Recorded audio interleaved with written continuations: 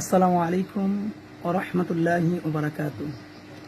প্রিয় গাইস, আলহামদুলিল্লাহ, ব্রাহ্মণপাড়া বিবারা কুমিল্লা আশাবাড়ি বড় মসজিদের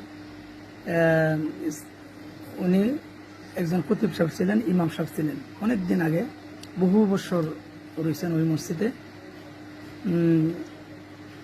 এখন ইনশাল্লাহ হাত চলতে খুব কষ্ট হয়।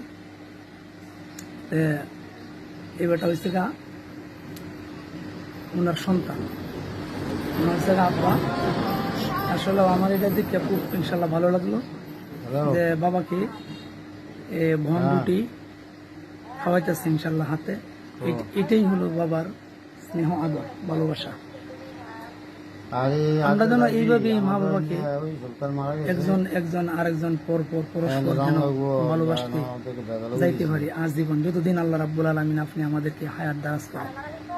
সকলেই মা বাবাকে সেবা যত্ন এইভাবে করবেন ইনশাল্লাহ। আসসালামু আলাইকুম ওয়া রাহমাতুল্লাহ। ভিডিওটা ভালো লাগলে বেশি বেশি শেয়ার, লাইক, কমেন্ট করুন। আসসালামু আলাইকুম।